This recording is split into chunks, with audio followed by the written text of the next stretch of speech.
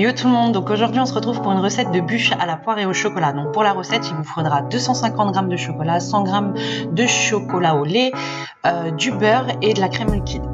Donc première étape, il faut faire la ganache au chocolat. Donc il faut tout simplement faire fondre le chocolat noir et le chocolat au lait au micro-ondes. Donc vous faites chauffer toutes les 30 secondes et vous tournez bien le mélange à chaque passage au micro-ondes pour éviter que le chocolat cuise, en fait, devienne dur. Je ne sais pas s'il cuit vraiment, mais enfin voilà, vous avez compris. Donc en fait, et vous pensez à bien lisser à chaque fois.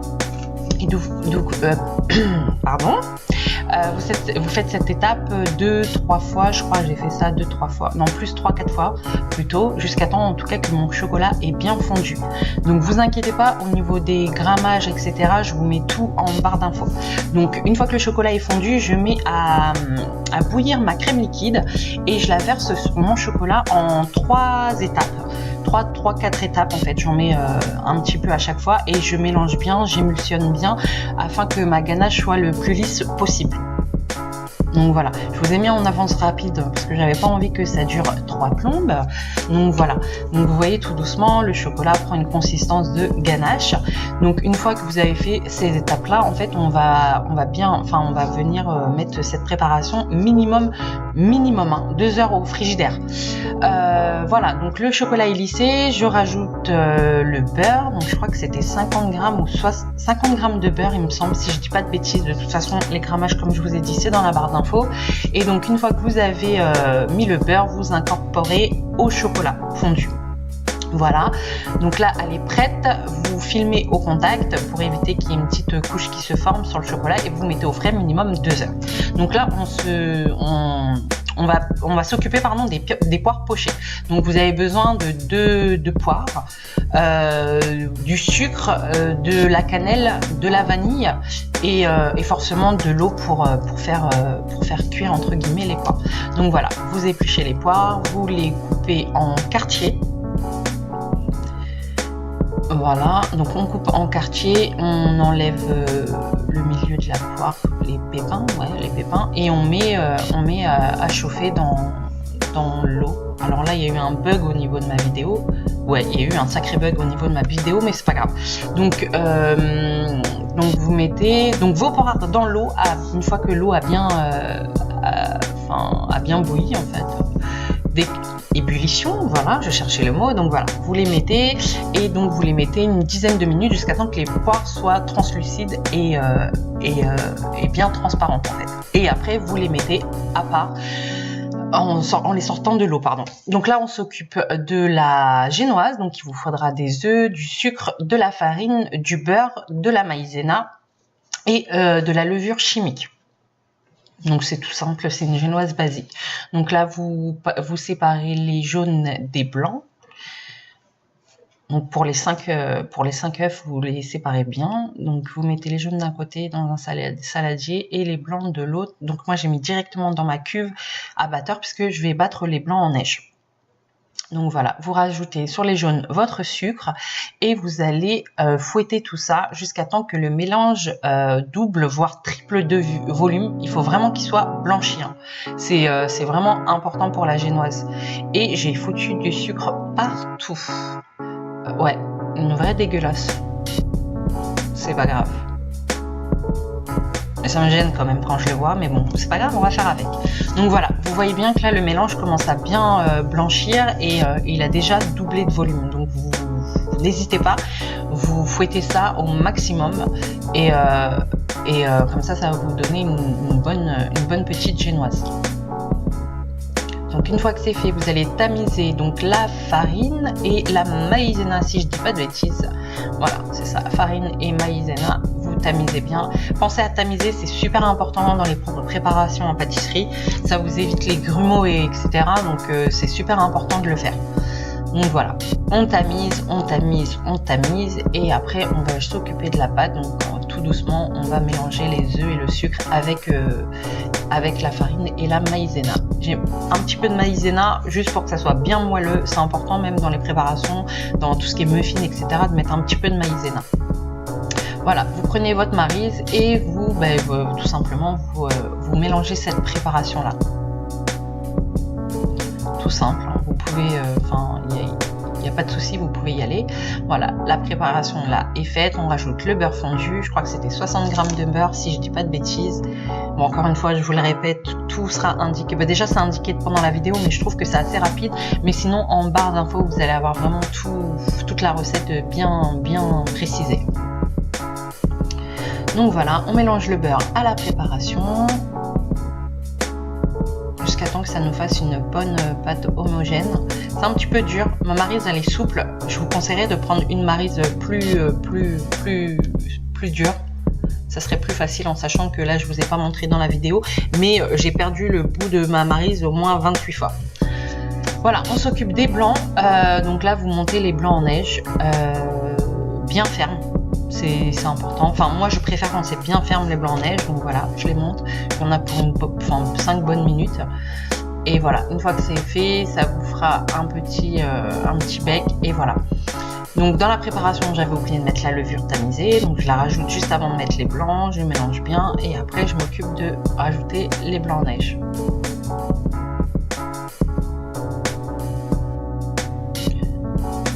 Voilà, donc les blancs en neige bien fermes comme vous pouvez le remarquer. Et là, donc vous mettez une petite partie de la préparation, 2 voire 3 bonnes cuillères. Et vous allez en fait, ce que vous allez faire tout simplement, c'est détendre la pâte. Ça sera plus simple après pour incorporer le reste de la préparation. Donc ça, vous pouvez y aller énergiquement, il n'y a pas de souci. Vous pouvez casser entre guillemets ces blancs d'œufs là, il n'y a pas de problème. Vraiment, vous y allez quoi. Voilà, donc comme ça, on a bien cassé la préparation et là, on peut s'occuper à continuer tout simplement à rajouter les blancs d'œufs tout doucement. Donc, j'ai fait, je crois, ça en 2 étapes, il me semble. Donc là, j'ai remis la moitié, ouais, non, 3 étapes même, je pense. J'ai mis 2-3 cuillères à chaque fois. Je préfère faire comme ça parce que si j'en mets trop, je vais me retrouver avec plein de blancs d'œufs, je vais avoir du mal à les incorporer. Donc allez-y tout doucement. Ça prend un petit peu de temps, mais voilà. Donc pensez à prendre le bas de la pâte et la remonter sur vos œufs à chaque fois, enfin sur les blancs d'œufs, pour éviter de casser la préparation entre guillemets. Vous pouvez constater que j'en fous partout, j'en ai sur les doigts, j'ai du sucre partout. Juste avant, j'avais fait un repas, donc j'avais pas... Enfin bref, c'était le bordel dans la cuisine. Mais le principal, c'est la recette. Donc je vous le précise parce que je le vois en même temps que vous là, et ça me gêne. Mais tranquille, c'est la cuisine. Ça sert à rien de penser à tout ça. Le moment là, le meilleur moment, c'est de kiffer et pas penser à tout ça. Et après, c'est la galère, la vaisselle, etc. Donc voilà, j'ai fini de parler. Désolée, je vous raconte ma life. Donc c'est la dernière partie de la préparation. Voilà, j'ai rajouté tous les blancs d'œufs. Je continue à mélanger jusqu'à temps que ça me fasse une bonne petite pâte. Vous voyez directement la consistance de la pâte. Enfin, c'est avec les blancs d'œufs, ça fait une vraie consistance de génoise. Une fois que c'est fait, j'ai perdu une partie de la vidéo. Donc là, je les avais mis sur une plaque de cuisson. Normalement une plaque plus grande, donc là j'ai mis en 2 plaques parce que j'ai fait une petite bûche à côté pour mes neveux, bûche que je n'ai pas ramenée finalement, hein, j'ai gardé pour chez moi parce que je suis une crevarde. Et donc voilà, donc vous mettez sur une plaque et une fois que c'est cuit, donc c'est 8 à 10 minutes à 200 degrés. Une fois que c'est cuit, vous enlevez le premier papier cuisson et vous posez ça sur un papier cuisson tout propre quoi. Donc vous parez les bords, donc vous coupez les bords de la génoise pour avoir une bûche le plus parfaite entre guillemets possible.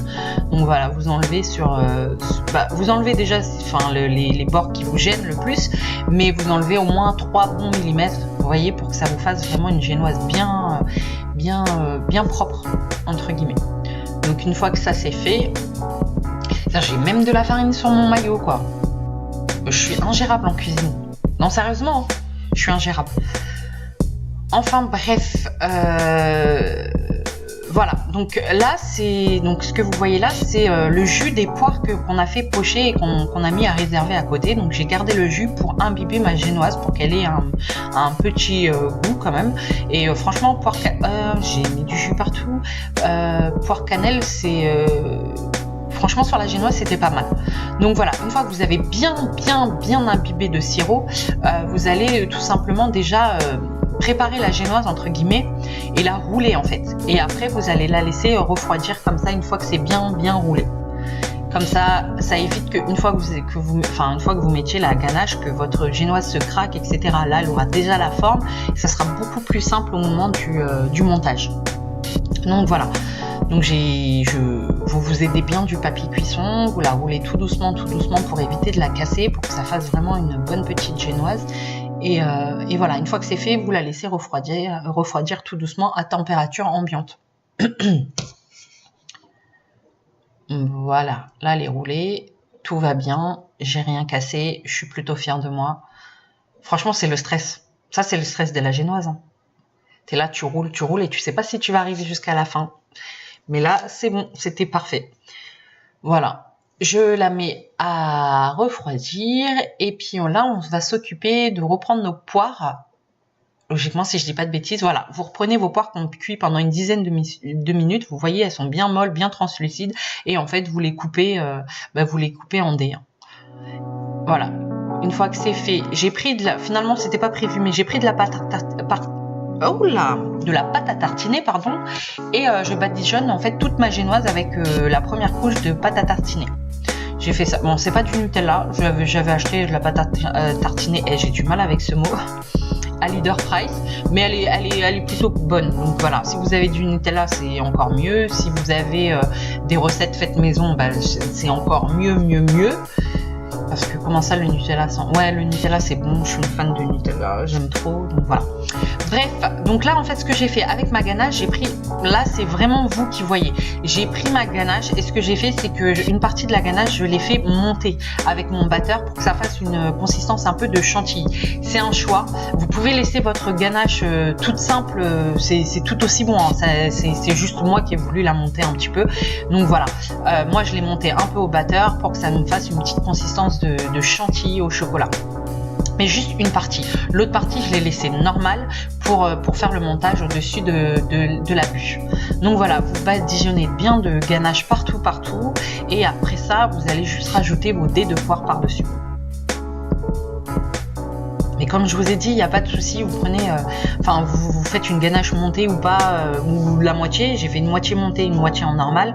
Enfin voilà, c'est vous qui voyez. C'est comme vous préférez, la consistance que vous préférez.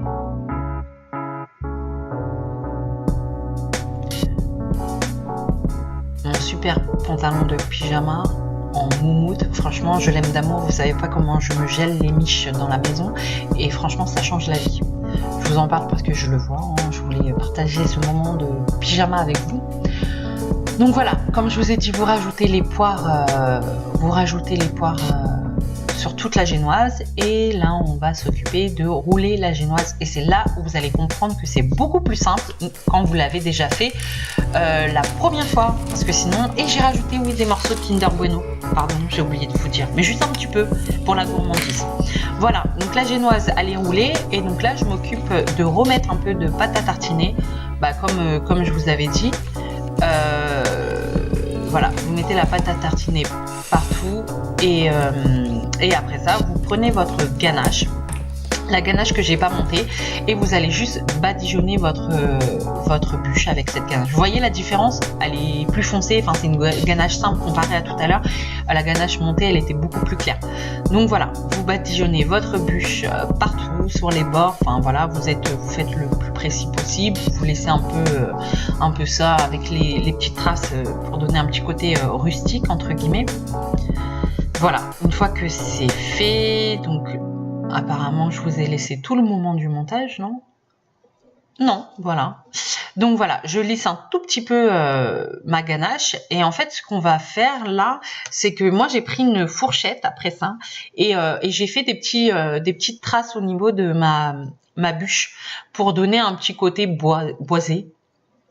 Enfin, pour pas qu'elle soit comme ça, en fait, pour donner un petit aspect. Voilà, comme je vous ai dit, vous prenez votre fourchette et puis vous donnez un petit côté, enfin des petits coups de fourchette, en fait, et ça vous donne, entre guillemets, un petit côté boisé pour le visuel. Donc voilà, c'est tout simple. Hein. C'est parce que j'avais pas la foi de faire plus de déco. J'étais en mode speed, j'avais tout à préparer pour aller chez ma famille, enfin voilà quoi. Donc une fois que ça c'est fait, je je pense qu'après je l'ai remis. Oui, après je l'ai posé un petit peu au frais et je l'ai ressorti après, enfin 15-20 minutes après.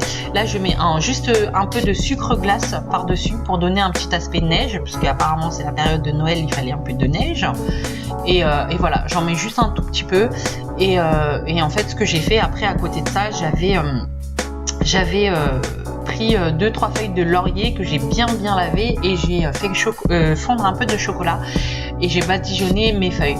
Après, une fois que c'est bien pris au frais, j'enlève la feuille de laurier et ça me faisait une petite déco en fait. Donc voilà, ça c'est une recette pour ma part toute simple. Franchement, elle était super bonne. Ça passe crème, comme on dit. J'étais plutôt fière. Et voilà. Bon, après, elle est pas parfaite. C'était vraiment la bûche que j'ai fait. Je pense que je l'ai fait, il était 19h et j'ai dû terminer à 22h. Mais elle est pas mal. Elle est pas mal. Voilà. Et c'est avec des ingrédients qu'on a à peu près tous à la maison en ce moment. Donc voilà, donc c'est tout pour moi. Je vous souhaite des bonnes fêtes de fin d'année, une bonne année 2019 et je vous dis à très bientôt pour une nouvelle recette. Bisous bisous.